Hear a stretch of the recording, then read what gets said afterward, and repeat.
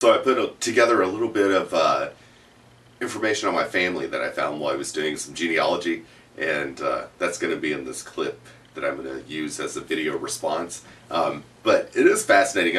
I'll just say this real quick.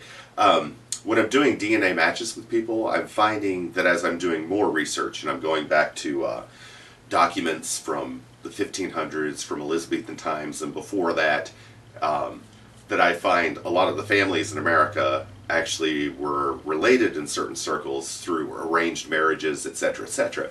And a lot of them are actually descended from each other. So I would be cousins with a lot of people that I'm DNA matching with through those family marriages. But then my more distant matches are showing up even considerably closer than they should, and that's because we have all the same families marrying into each other, and a lot of those families that marry into each other actually have common ancestors as well. So you reduce your gene pool, technically, by intermarriage, through cousins and things like that, or, distant cousins, who were related hundreds of years before but had the same, ancestor.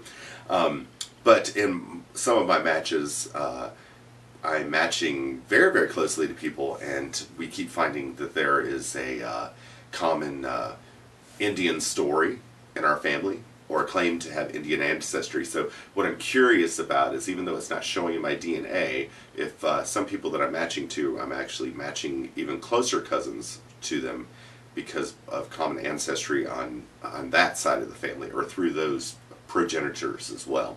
So, I'm just doing a lot of genealogy research to try to find the connections to that, But for instance, my great-grandparents were first cousins who were the descendants of two brothers who were a descendant of Elias Plummer Sanders, who was an adopted Native American who probably had a white ancestor.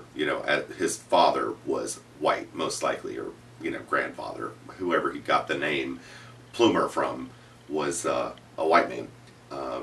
But he was definitely claimed to be Native American, and that's, documented, although you can't prove that without DNA testing, and, there's the ambiguity.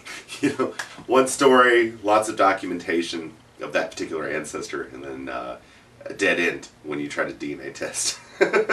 Oh well, there you have it. But yeah, I'll definitely try to do the third-party DNA test with some people from Cherokee, and from Oklahoma, and see if I'm showing similarity, at certain points. They're not obviously European. Then I might be able to substantiate that, even though it's ambiguous, that some of these genes are coming from that particular pool of people. Okay, this is a genealogy from my Sanders side of the family, and the Sanders-Carter line did marry, so these are my ancestors through my grandmother, Fanny Sanders. And he was born Elias Plummer Sanders Sr. in 1775 in Maryland or North Carolina, and died in 1865 in Hart County, Georgia. He married Mary Carter.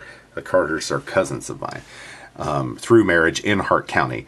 And if you page down, it doesn't show my grandmother here.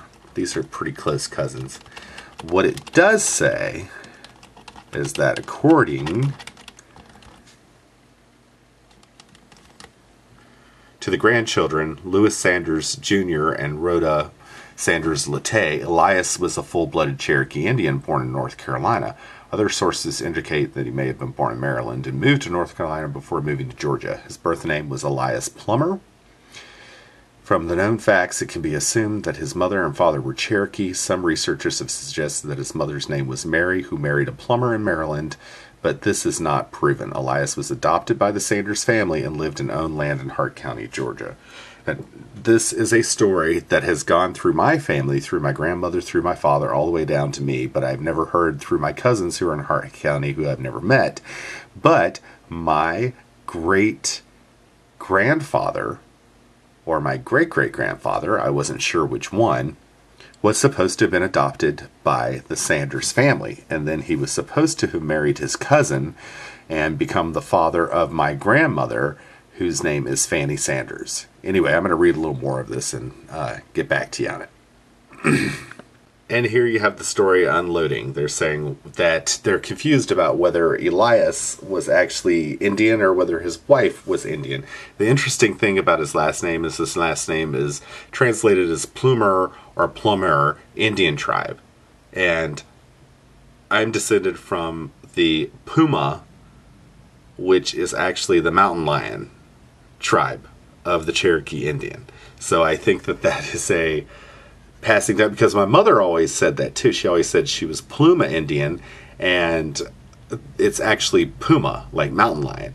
And a lot of white people, when they heard the name for a Native American tribe, they made it close to what it sounded like, and it came down on two different sides of my family. Through my mother, through her ancestor, she said she was Pluma, and my great-grandmother, my grandmother on my dad's side, who said that he was Pluma, and also my dad's father's great-grandmother or grandmother was Native American, because she's in a census roll down in Telfair County, listed as Native American and being Cherokee.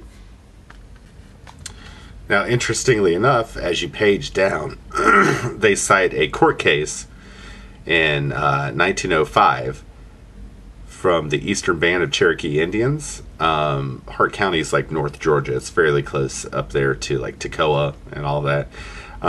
Anyway, where a guy named Guion Miller was appointed as the special commissioner of the court claims, and then in the Guion Miller rolls, it lists two of Elias Sanders, Plumer Sanders, grandchildren as being Cherokee. And it says actually here that both born in North Carolina, he says Elias Sanders, the Cherokee Indian, was my grandfather on my father's side. His statements were attested to by R.W. Pulliam. So there you have it.